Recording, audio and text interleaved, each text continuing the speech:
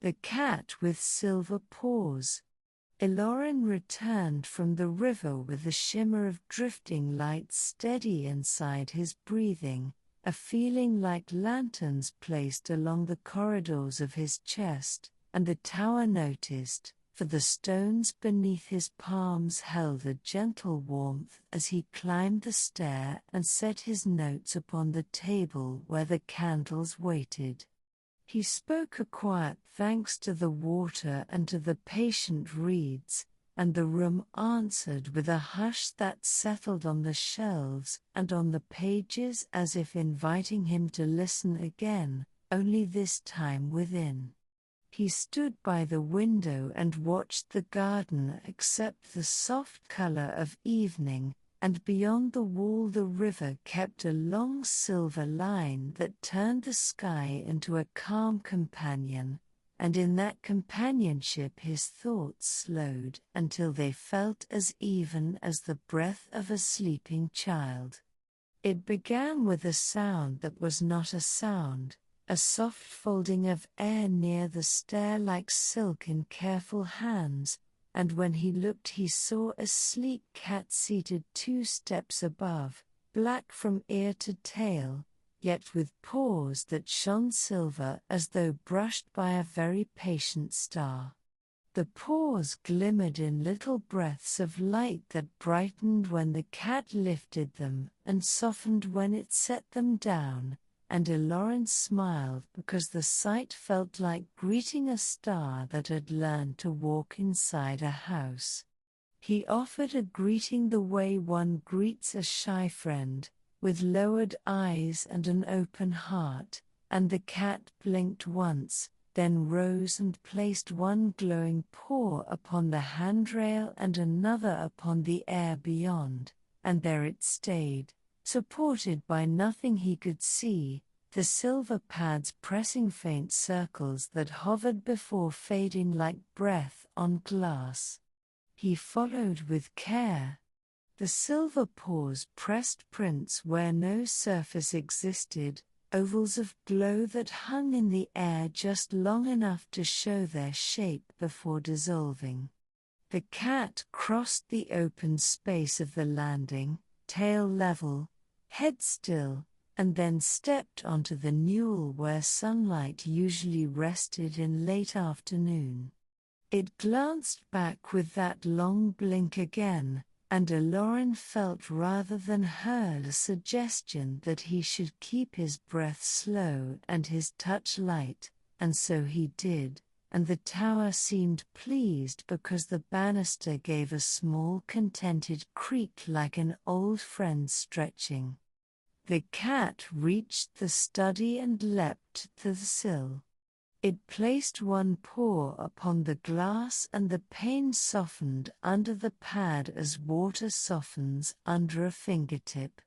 For a moment the window did not show the garden. It opened upon a corridor of stone lined with shallow basins that held clear water, each basin cupping a little sky, and in every sky a small drift of cloud moved with the pace of breath. Elorin leaned closer and felt coolness on his face as though he had pressed it to a quiet stream, but before he could learn more the image closed, and the pain returned the orchard and the threading paths of time. The cat was already gone from the sill, not down and not up but simply elsewhere, and the air where it had been smelled faintly of mint and rain-washed stone. In the hours that followed the visitor appeared and vanished with the ease of moonlight passing behind clouds. It walked along the slanting beam of afternoon sun as if light were a bridge made just for it. It crossed the space between chair and desk with the calm of a leaf borne by a kind breeze.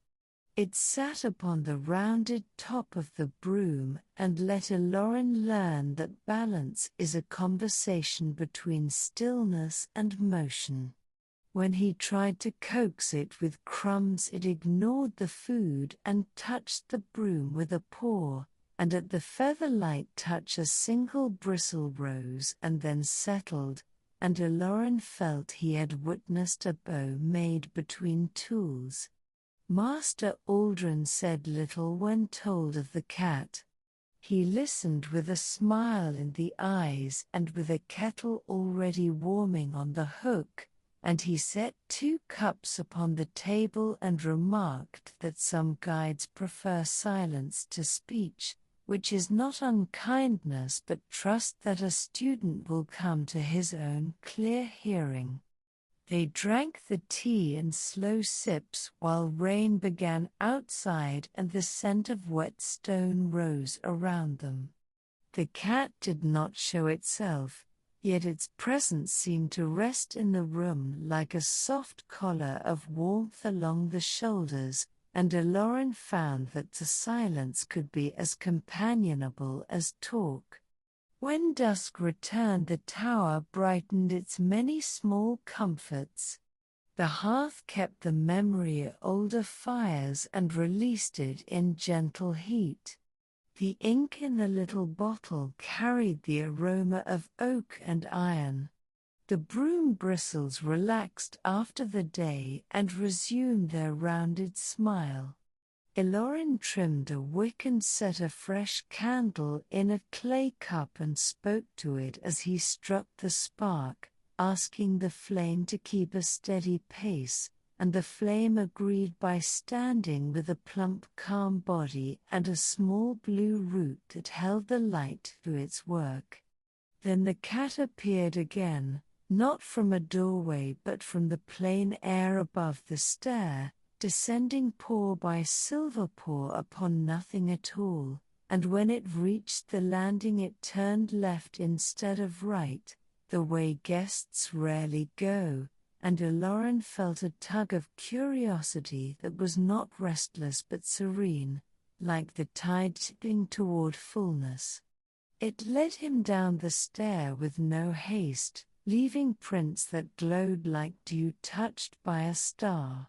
The prints hung where there was no step and pointed over the rail, then floated outward as if marking stones beneath a clear stream, and Elorin trusted them. He placed his foot not beyond the rail but upon the memory of wood that the tower offered, and felt a firm welcome under his soul. He took another step, then another, and a path arranged itself beneath him, made of the good beliefs of the house and the confidence of listening. The cat reached a narrow door hidden by a hanging of woven grass and pressed its paw to the latch. The latch knew the touch and lifted with a soft click that sounded like a bird pecking a seed. The door swung at a touch and released the fragrance of cedar and dry leaves. Inside waited a room no bigger than a generous wardrobe, its walls fitted with little drawers in tidy ranks and its floor laid with smooth pebbles from the river. Each drawer held a useful thing that had been waiting. A ribbon of twine, a spool of strong thread, a box of beeswax buttons the color of summer honey, a handful of clay marbles polished by children long grown. The cat stepped onto the top of a narrow chest and pressed its paw to a paper label. The label showed a circle drawn by a steady hand, and around the circle words written small and patient said the right drop of oil at the right time invites every door to behave like a kind host. Elorin smiled and felt the tower smile too. He took the tiny bottle from the drawer and held it up to the candle, and the oil inside glowed like tea in late light. He set it aside for morning and placed both palms upon the pebbles that lined the floor, and through them he felt the river's cool story and the heat of old summers, and he understood that the cat was showing him how caretaking is a path as magical as any spell. One morning the cat waited at the threshold, seated as if upon a smooth stone, though Elorin could see only air there. It rose and padded outward, and he followed through the garden where time brushed his trouser legs with a green sweet scent. Dew lay upon the web of a small spider and jeweled it with round pearls. Beyond the low wall the path curved toward the orchard and then bent to the river. The water wore a pale gold of early sun, and the memory lights rested under the surface like thoughts not yet spoken. The cat walked along the top of the river as if the current were glass. It paused where the water slowed against a willow's roots and placed one paw upon the surface. A faint picture formed there, not of faces or houses, but of the tower itself as it might be seen from inside the heart of a stone, all weight and patience and care. Elorin felt the picture enter him and joined the lanterns already glowing in the corridors of his chest, and he thanked the river for allowing him to borrow its way of remembering. Elorin knelt by the bank and dipped his fingers. The river felt like a thoughtful friend still drowsy from good dreams. He asked quietly if the lights had heard his gratitude, and the water made a silky answer against his skin that felt like yes. The cat strolled along the surface for several paces as if the water had become polished wood. It paused where the current curved and pressed its paw downward, and a faint outline appeared just under the surface, an image of the tower that breathed, and the image folded into ripples that reached the reeds and spread through them like a calm idea. The lessons continued with a light touch. The cat showed him how to pour tea in a way that let the scent rise first so the cup could meet it with readiness. It demonstrated how to carry a bucket while keeping the wrists soft so the water would choose to stay inside. It waited with him when he tried a small charm over a bowl of seeds to invite them to sprout, and when nothing happened it settled beside his ankle until patience gathered and the waiting itself became pleasant.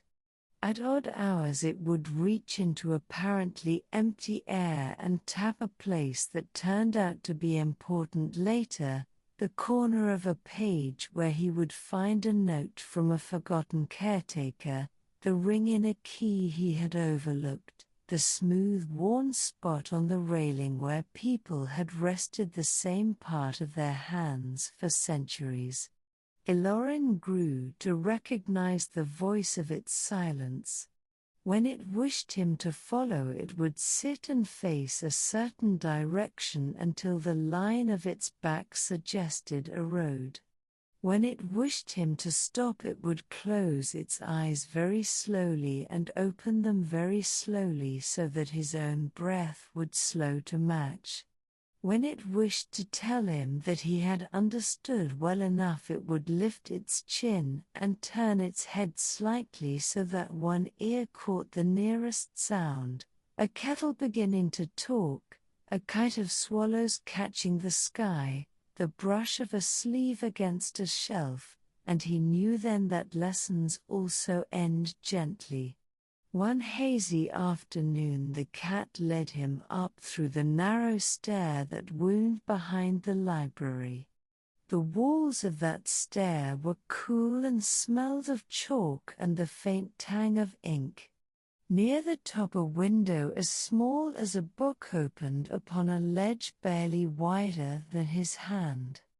The cat stepped onto the ledge and then stepped again where only air stretched, placing its silver paws on emptiness that turned firm under their trust. It walked toward the corner of the roof as if following a path only it could see. Elorin did not step out, but as he watched he felt something inside him step, a part of him learning how to believe that kindness can make its own ground.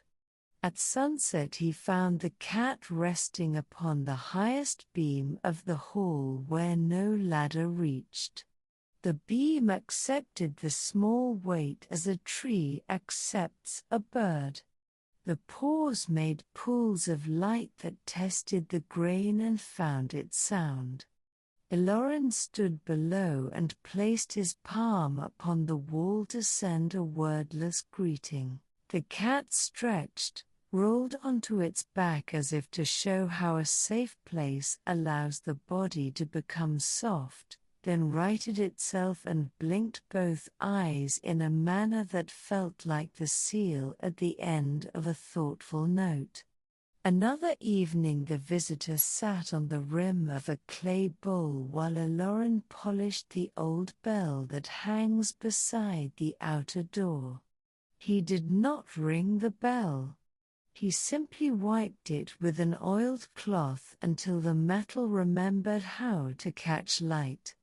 The cat traced a circle around the base with a glowing paw, and the circle stayed for the length of a slow breath. In that time the door itself seemed to stand taller and the lintel seemed to arch more gracefully, and Elorin recognized that attention is a maker of shapes. On a night of clear stars he returned to the river and found that a few of the lights had risen early, even though the moon was low. The cat sat near them, paws upon the surface that took their glow and offered it back, and it watched him with a gaze that held both invitation and ease. He touched one light and heard not a story this time, but a feeling like a bar of clean soap gliding across wet hands, the pleasant glide of a task nearly finished. He let the feeling pass through him and out again the way a tide passes into and out of a cove, and the cat dipped its chin as if in agreement. Aldrin found him there and stood at his shoulder. The mentor said that some companions are as old as the first kindness that ever touched this river, and that their paws have walked along the spines of many roofs and along the beams of many suns, and that they come when houses and hearts are ready to keep company with confidence. Elorin listened and said that the cat never speaks. Aldrin replied that a field does not speak either, and yet it tells the weather all day long.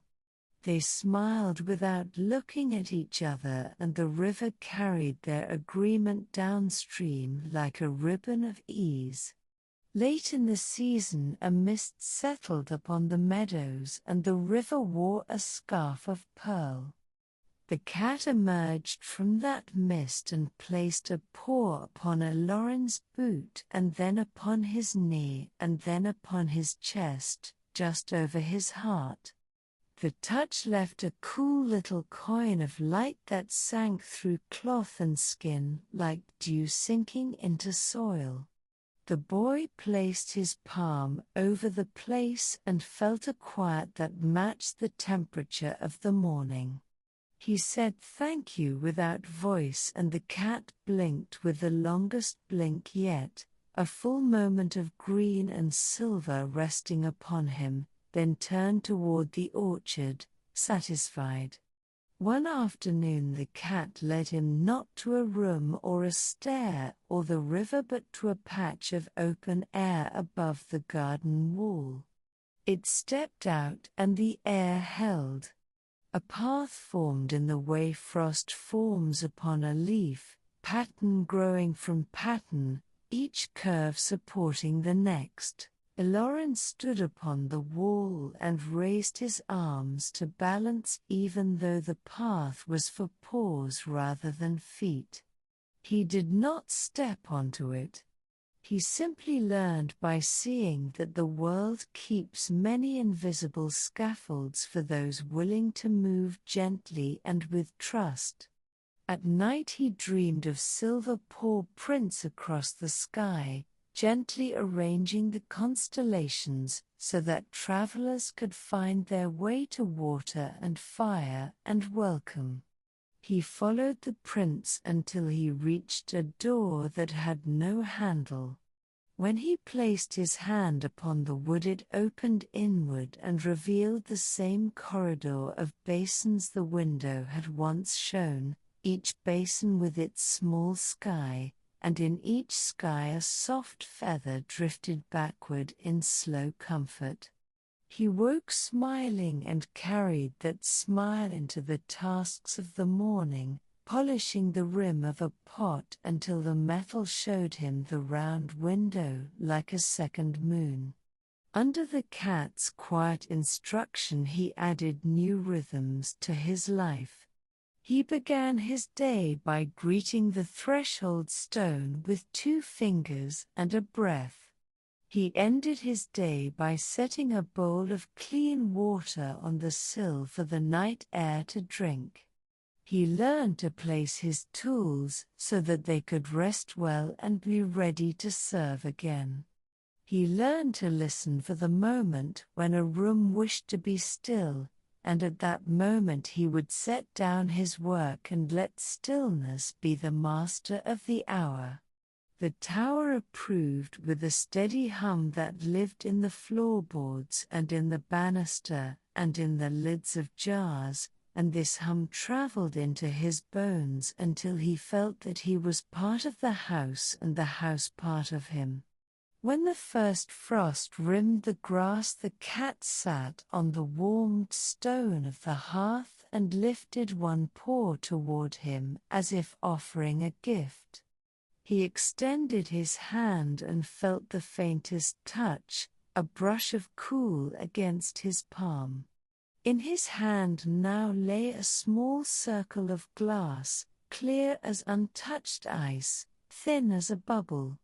When he held it to his eye, the world brightened by a gentle degree. The glass showed the edges of things softened by kindness. The ring around a cup shone as if recently wiped. The grain of the desk glowed with its memory of slow tree rings. The cat stepped across the air above the table and touched one paw to the glass, and the circle flashed once and then slept. Elorin kissed his fingertips and pressed them to the glass to thank it for the way it gentled the room. That evening he returned to the river and sat upon his usual stone. The lights rose one by one and drifted along the current, and the cat walked beside them with paws in the water, each step making a ring that the lights captured and carried like bracelets. Elorin spoke softly to the water, telling it that the house was learning to keep company with silence in a way that felt like music. The water replied with a slow shiver that touched the bank and the reeds and even the stones behind his heels. A single light paused near his hand and offered the murmured memory of a hand fastening a button with care on a child's sleeve. He let the memory move into him and then onward, and the cat turned its head as if to say that he had understood. When at last he climbed to his bed, the cat followed and settled at his feet. It curled into a small moon and pulsed with such steady ease that his own heartbeat matched it, and as he drifted he felt the tower breathe around them like a kindly giant. He thought of the day the cat had first shown him the hidden room of drawers, of the invisible path across air, of the coin of light that had rested against his heart, of the small glass that gentled the edges of the world, and he knew that such gifts are ways a place says welcome home. Just before he slept, he whispered his own promise to the silver paws. He promised to keep finding paths where none are drawn, not by forcing them but by trusting that care makes bridges. He promised to remember to thank hinges and bowls and basins and beams. He promised to carry the river's stories with respect and to send his own small stories back as offerings. He promised to treat patience as a craft worth practicing every day. The cat lifted its head, reached one paw to touch his ankle with the lightest coolness, and then closed its eyes. Elorin drifted as if upon a slow tide. In that tide the tower listened and the river remembered, and the soft prints of the silver paws faded into the dark with the calm assurance of stars returning to their places.